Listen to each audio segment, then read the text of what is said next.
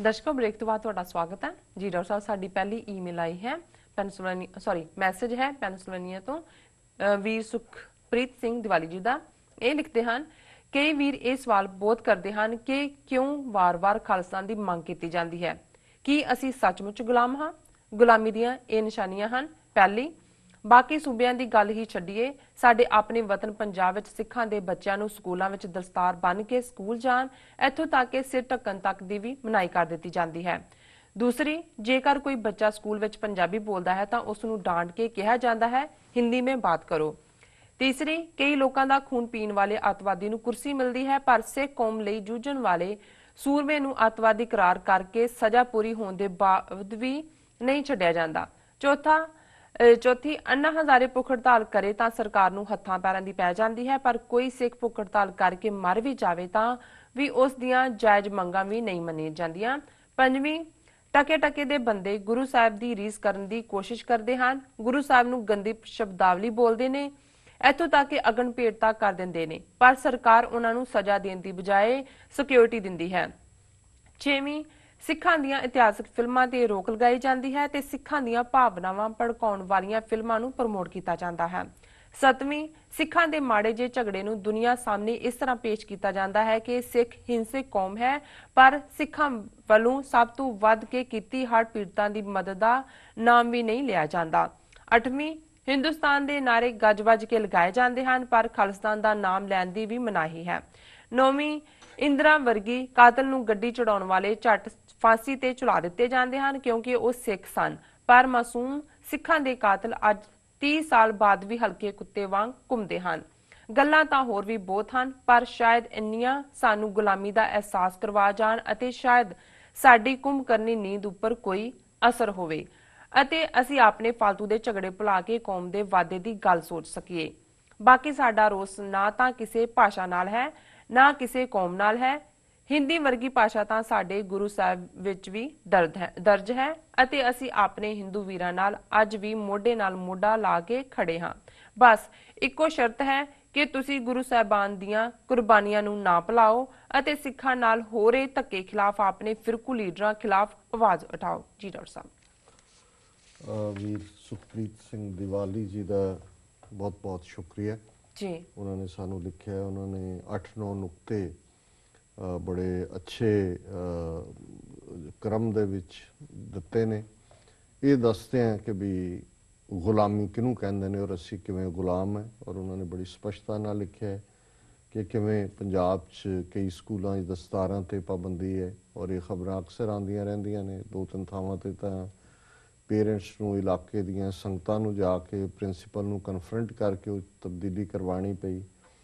ਫਿਰ ਉਹਨਾਂ ਨੇ ਪੰਜਾਬੀ ਬੋਲਣ ਦੇ ਉੱਤੇ ਪਾਬੰਦੀ ਹੈ, ਫਾਈਨ ਕੀਤਾ ਜਾਂਦਾ। ਈਵਨ ਜੰਡਿਆਲੇ ਦਾ ਇੱਕ ਸਕੂਲ ਜਿਹਨੂੰ ਨਿਹੰਗ ਸੰਪਰਦਾ ਕੋਈ ਚਲਾਉਂਦੀ ਹੈ, ਉਹਦੇ 'ਚ ਜਿਹੜਾ ਅੰਮ੍ਰਿਤਧਾਰੀ ਬੱਚਿਆਂ ਨੂੰ ਈਵਨ ਫਤਿਹ ਬੁਲਾਉਣ ਦੇ ਉੱਤੇ ਉਸ ਦੀ ਮਾਰ ਕੁਟਾਈ ਕੀਤੀ ਗਈ ਜੀ।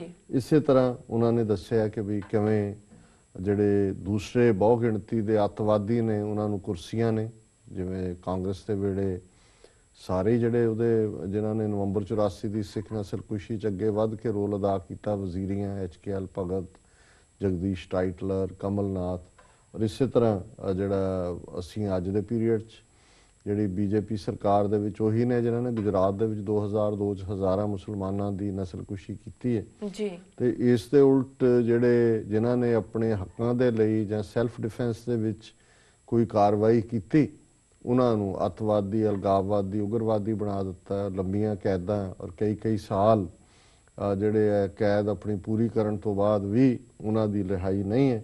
ਉਹਦੇ ਲਈ ਉਹਨਾਂ ਨੇ ਕਿਹਾ ਕਿ ਵੀ ਇੱਕ ਪਾਸੇ ਜੇ ਅੰਨਾ ਹਜ਼ਾਰੇ ਭੁੱਖ ਹੜਤਾਲ ਕਰਦਾ ਹੈ ਤੇ ਸਾਰਾ ਮੀਡੀਆ ਵੀ ਉਲਟ ਪੈਂਦਾ ਹੈ, ਸਰਕਾਰ ਨੂੰ ਵੀ ਹੱਥਾਂ ਪੈਰਾਂ ਦੀ ਪੈ ਜਾਂਦੀ ਹੈ। ਔਰ ਸਾਡੇ ਜਿਹੜੇ ਉਹ ਵੀਰ ਜਿਹੜੇ ਆਪਣੀ ਕੈਦ ਪੂਰੀ ਕਰ ਚੁੱਕੇ ਨੇ ਉਹਨਾਂ ਦੀ ਰਿਹਾਈ ਲਈ ਅੱਜ ਗੁਰਬਖਸ਼ ਸਿੰਘ ਹੋਰਾਂ ਦਾ 44ਵਾਂ ਦਿਨ ਹੈ ਜੀ, ਪਰ ਇਹਦੇ ਬਾਵਜੂਦ ਕਿਸੇ ਦੇ ਕੰਨਾਂ ਤੇ ਕੋਈ ਜੂੰ ਨਹੀਂ ਰੇਂਗ ਰਹੀ।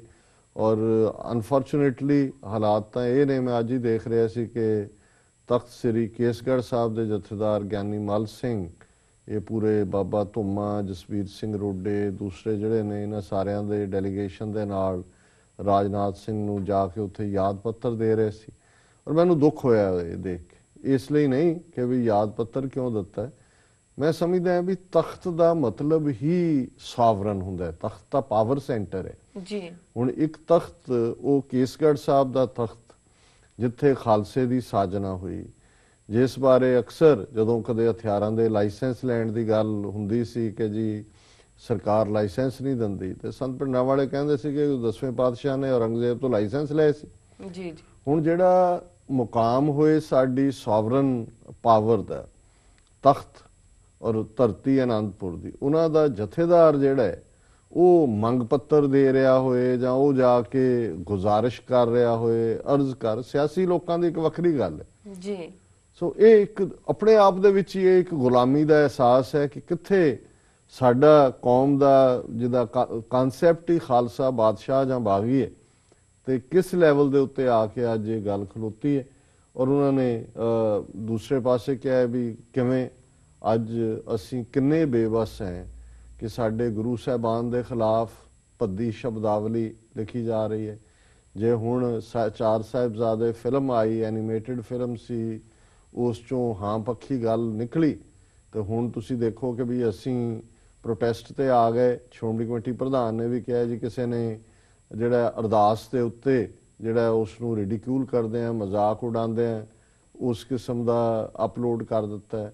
ਗੁਰੂ ਨਾਨਕ ਸਾਹਿਬ ਦੀ ਜ਼ਿੰਦਗੀ ਦੇ ਉੱਤੇ ਜਾਂ ਗੁਰੂ ਨਾਨਕ ਸਾਹਿਬ ਬਾਰੇ ਜਿਹੜੀ ਹੈ ਕੋਈ ਐਨੀਮੇਟਡ ਬਹੁਤ ਘਟੀਆ ਸ਼ਬਦਾਵਲੀ ਦੇ ਵਿੱਚ ਜਿਹੜੀ ਹੁਣ ਅਸੀਂ ਫੇਰ ਪ੍ਰੋਟੈਸਟ ਕਰ, ਮਤਲਬ ਇਹ ਬੇਬਸੀ ਦਾ ਆਲਮ ਹੈ। ਔਰ ਗੁਰੂ ਗ੍ਰੰਥ ਸਾਹਿਬ ਦੇ ਸਰੂਪ ਜਿਵੇਂ ਸਾੜੇ ਗਏ ਜੋਧਪੁਰ ਦੇ ਵਿੱਚ, ਔਰ ਉਹਨੂੰ ਪਹਿਲਾਂ ਆਪ ਹੀ ਇਹਨਾਂ ਨੇ ਕਿਹਾ ਜੀ ਅਸੀਂ ਫਿਰ ਕਹਿਤਾ ਜੀ ਨਹੀਂ ਇਹ ਤਾਂ ਸ਼ਾਰਟ ਸਰਕਟ ਹੋਇਆ ਔਰ ਗੱਲ ਮੁੱਕ ਗਈ। ਔਰ ਜਦੋਂ ਅਸੀਂ ਅੱਜ ਦੀਆਂ ਖਬਰਾਂ ਦੇਖਦੇ ਹਾਂ ਕਿ ਇੱਕ ਪਾਸੇ ਕਿੱਥੇ ਤਾਂ ਜੇ ਕੌਮੀ ਯੋਧੇ ਵਰਗੀ ਜਾਂ ਅਣਖੀ ਯੋਧਿਆਂ ਦੀ ਕੋਈ ਫਿਲਮ ਆਉਂਦੀ ਹੈ ਤੇ ਪੰਜਾਬ ਦੇ ਵਿੱਚ ਜਿਹੜੀ ਹੈ ਉਹ ਨਾ ਪਹਿਲਾਂ ਤਾਂ ਸੈਂਸਰ ਬੋਰਡ ਨਹੀਂ ਓਕੇ ਕਰਦਾ, ਜੇ ਸੈਂਸਰ ਬੋਰਡ ਕਰ ਦਿੰਦਾ ਤੇ ਫਿਰ ਸਿਨੇਮੇ ਵਾਲੇ ਨਹੀਂ ਲੈਂਦੇ, ਜੇ ਸਿਨੇਮੇ ਵਾਲੇ ਵੀ ਲੈ ਲੈਣ ਤੇ ਫਿਰ ਪੰਜਾਬ ਸਰਕਾਰ ਪਾਬੰਦੀ ਲਾ ਦਿੰਦੀ ਹੈ ਉਹਨਾਂ ਦੇ ਕਹਿਣ ਤੇ ਕਿ ਜੀ ਦੂਜੀ ਗਿਣਤੀ ਨਾ ਹੋ ਜਾਏ। ਹੁਣ ਉਹ ਇੱਕ ਕ੍ਰਿਮੀਨਲ ਬੰਦਾ ਸੌਦਾ ਸਾਧ, ਜਿਹਦੇ ਬਾਰੇ ਨਾਲ ਅਖਬਾਰਾਂ 'ਚ ਖਬਰਾਂ ਚੱਲ ਰਹੀਆਂ ਕਿ ਜੀ 400 ਬੰਦਾ ਜਿਹੜਾ ਉਹਨੇ ਨਿਊਟਰ ਕਰ ਦਿੱਤਾ ਹੈ, ਜੇ ਇਸ ਦੀ ਮਰਦਾਨਗੀ ਖਤਮ ਕਰ ਦਿੱਤੀ ਹੈ, ਕਹਿ ਕੇ ਜੀ ਤੁਸੀਂ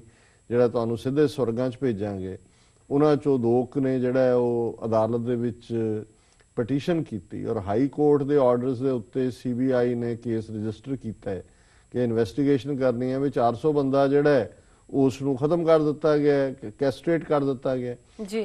ਹੁਣ ਉਹ ਫਰਾਡ ਆਦਮੀ ਕੋਈ ਇਸ ਫਿਲਮ ਦੇ ਨਾਂ ਥੱਲੇ ਕੁਛ ਇਸ ਕਿਸਮ ਦਾ ਫਰਾਡ ਕਰਦਾ ਹੈ ਔਰ ਇੱਕ ਪਾਸੇ ਕੇਸ ਰਜਿਸਟਰ ਹੋ ਰਿਹਾ ਹੈ। ਪੰਜਾਬ ਸਰਕਾਰ ਜਾਂ ਏਜੰਸੀਆਂ ਦੇ ਕਹਿਣ ਤੇ ਉਹਨਾਂ 'ਚ ਇੰਨੀ ਹਿੰਮਤ ਨਹੀਂ ਕਿ ਉਸ ਦੀ ਫਿਲਮ ਦੇ ਉੱਤੇ ਪਾਬੰਦੀ ਲਾਣ। ਇਸ ਦੇ ਉਲਟ ਕਿਵੇਂ ਪੰਜਾਬ ਦੇ ਵਿੱਚ ਫਲੈਕਸ ਬੋਰਡ, ਕਿ ਉਹਨੂੰ ਕੀ ਕਹਿੰਦੇ ਨੇ, ਬਾਘਾ ਪੁਰਾਣਾ, ਤੇ ਉਹ ਸਾਰੇ ਇਲਾਕੇ 'ਚ ਲੱਗ ਰਹੇ ਨੇ, 100 ਥੀਏਟਰ ਉਹਨੇ ਰੈਂਟ ਕਰ ਲਏ ਨੇ। ਔਰ ਕੱਲ ਹੀ ਜਿਹੜੀ ਮੇਨ ਖਬਰ ਬਾਘਾ ਪੁਰਾਣਾ ਦੇ ਵਿੱਚ ਜਦੋਂ ਸਿੱਖ ਜਥੇਬੰਦੀਆਂ ਨੇ ਪ੍ਰੋਟੈਸਟ ਕੀਤਾ ਹੈ ਕਿ ਵੀ ਇਹ ਤੁਸੀਂ ਹਰ ਗਲੀ ਦੇ ਮੋੜ ਦੇ ਉੱਤੇ ਇਸ ਕ੍ਰਿਮੀਨਲ ਦਾ ਇਹ ਕਰ ਰਹੇ ਹੋ, ਤੇ ਪੁਲਿਸ ਦੀ ਮਦਦ ਦੇ ਨਾਲ ਉਹਨਾਂ ਦੇ ਗੁੰਡਿਆਂ ਨੇ ਸਿੱਖਾਂ ਤੇ ਅਟੈਕ ਕੀਤਾ, ਗੋਲੀ ਵੀ ਚਲਾਈ ਗੁੰਡੇ ਨੇ ਔਰ 4 ਸਿੱਖ ਜ਼ਖਮੀ ਨੇ ਜਿਹੜੇ 2 ਸੀਰੀਅਸ ਹਾਲਤ ਦੇ ਵਿੱਚ ਨੇ। ਔਰ ਲੋਕਾਂ ਨੇ ਧਰਨਾ ਦਿੱਤਾ ਹੈ ਕਿ ਵੀ ਇਹਨਾਂ ਨੂੰ ਗ੍ਰਿਫਤਾਰ ਕਰੋ ਜਿਹਨੇ ਗੋਲੀ ਚਲਾਈ ਹੈ, ਪੁਲਿਸ ਵੀ ਨਾਲ ਰਲੀ ਹੋਈ ਹੈ। ਸੋ ਜੇ ਅੱਜ ਸਾਡਾ ਆਪਣੀ ਧਰਤੀ ਦੇ ਉੱਤੇ ਇਹ ਹਾਲ ਹੈ, ਫਿਰ ਅਸੀਂ ਜਿਹੜੀ ਹੈ ਜੇ ਕੋਈ ਸਿੱਖ ਕਿਤੇ ਕਨਫਰੰਟੇਸ਼ਨ ਹੁੰਦੀ ਹੈ ਮਾੜੀ ਮੋਟੀ, ਉਹ ਮੀਡੀਆ 'ਚ ਜਿਹੜੀ ਹੈ ਇੰਟਰਨੈਸ਼ਨਲ ਮੀਡੀਆ ਤੱਕ ਪਹੁੰਚਾਈ ਜਾਂਦੀ, ਜਿਵੇਂ 6 ਜੂਨ ਦੀਆਂ ਘਟਨਾਵਾਂ ਨੂੰ ਕਿਵੇਂ ਪਬਲਿਸਾਈਜ਼ ਕੀਤਾ। ਪਰ ਦੂਸਰੇ ਪਾਸੇ ਜੇ ਹੜ੍ਹ ਪੀੜਤਾਂ ਦੀ ਮਦਦ ਦੇ ਲਈ ਕਸ਼ਮੀਰ ਵੈਲੀ ਦੇ ਵਿੱਚ ਸਿੱਖ ਗਏ ਨੇ, 1.5 ਲੱਖ ਬੰਦੇ ਨੂੰ ਰੋਜ਼ ਦੀ ਗਰਮ ਰੋਟੀ ਮਿਲ, ਇਹ ਕਿਤੇ ਖਬਰ ਵੀ ਨਹੀਂ ਹੁੰਦੀ, ਮਾੜਾ ਮੋਟਾ ਕਿਤੇ ਸ਼ੁਰੂ 'ਚ ਲੋਕਲੀ ਆਇਆ ਜੀ। ਔਰ ਇੱਕ ਪਾਸੇ ਹਿੰਦੂ ਨਾਰੇ ਗੂੰਜ ਰਹੇ ਨੇ ਪੰਜਾਬ ਦੇ ਵਿੱਚ ਹੋਏ ਜਾਂ ਹਥਿਆਰਾਂ ਦੇ ਨਾਲ ਕਿ ਜੀ ਸਾਡਾ ਸ਼ਸਤਰ ਪੂਜਾ ਦਾ ਦਿਨ ਹੈ, ਹਥਿਆਰਾਂ ਨਾਲ ਲੈਸ ਹਿੰਦੂ ਕਰਾਊਡ ਜਿਹੜੀਆਂ ਉਹ ਮਾਰਚ ਕਰ ਰਹੀਆਂ, ਪਰ ਤੁਸੀਂ ਖਾਲਿਸਤਾਨ ਦਾ ਨਾਰਾ ਨਹੀਂ ਲਾ ਸਕਦੇ, ਤੁਹਾਡੇ ਤੇ ਸੈਡੀਸ਼ਨ ਦਾ ਕੇਸ ਦੇਸ਼ ਧਰੋਹ ਦਾ ਹੋ ਜਾਂਦਾ।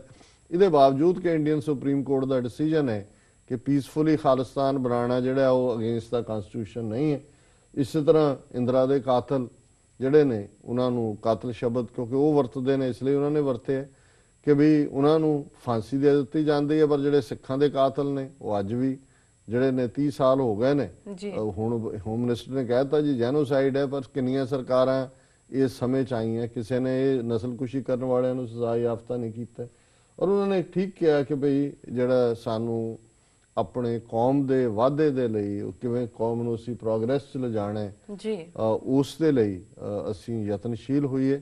ਬਾਕੀ ਕਨਕਲੂਜਨ ਥੋੜਾ ਜਿਹਾ ਇਹਨਾਂ ਦਾ ਕਮਜ਼ੋਰ ਹੈ ਕਿ ਜੀ ਅਸੀਂ ਇਹਨਾਂ ਦੇ ਮੋਢੇ ਨਾਲ ਮੋਢਾ ਲਾ ਕੇ ਤੁਰਾਂਗੇ, ਔਰ ਸਾਡੀ ਇਹ ਠੀਕ ਹੈ ਵੀ ਅਸੀਂ ਕਿਸੇ ਧਰਮ ਦੇ ਖਿਲਾਫ ਨਹੀਂ ਹੈ, ਜੀ ਪਰ ਜਿਸ ਹੱਦ ਤੱਕ ਇਹ ਚਲੇ ਗਏ ਨੇ ਹੁਣ ਤਾਂ ਖਾਲਿਸਤਾਨ ਤੋਂ ਬਿਨਾ ਕੋਈ ਜਿਹੜਾ ਕੰਪਰੋਮਾਈਜ਼ ਲਾਈਨ ਨਹੀਂ ਹੈ। ਇਹ ਹਾਂ ਪੀਸਫੁਲੀ ਟੇਬਲ ਤੇ ਬੈਠ ਕੇ ਸਾਡੇ ਨਾਲ ਇਹ ਨਬੇੜਾ ਕਰਕੇ ਆਪ ਆਪਣਾ ਜਿਹੜਾ ਉਹ ਜੁੱਲੀ ਬਸਤਾ ਚੁੱਕ ਕੇ ਜਮਨਾ ਪਾਰ ਜਾਣ ਤੇ ਸਿੱਖਾਂ ਨੂੰ ਜਿਹੜਾ ਉਹ ਦੇਣ ਉਹਨਾਂ ਦਾ ਜਿਹੜਾ ਫਾਦਰਲੈਂਡ ਹੈ ਜਿੱਤੇ ਉਹਨਾਂ ਨੇ ਕਬਜ਼ਾ ਕੀਤਾ ਹੋਇਆ, ਇਹੀ ਇੱਕ ਤਰੀਕਾ ਹੈ। ਬਾਕੀ ਹੁਣ ਕੋਈ ਨਾ ਮੋਢੇ ਨਾਲ ਮੋਢਾ ਲੱਗੇ, ਨਾ ਉਂਗਲ ਨਾਲ ਉਂਗਲ ਲੱਗੇ, ਨਾ ਚੀਚੀ ਨਾਲ ਚੀਚੀ ਲੱਗੇ। ਹੁਣ ਰਸਤੇ ਵੱਖੋ ਵੱਖਰੇ ਨੇ, ਪਰ ਅਸੀਂ ਚੰਗੇ ਗੁਆਂਢੀਆਂ ਦੀ ਤਰ੍ਹਾਂ ਜ਼ਰੂਰ ਐਗਜ਼ਿਸਟ ਕਰਨਾ ਚਾਹੁੰਦੇ ਹਾਂ।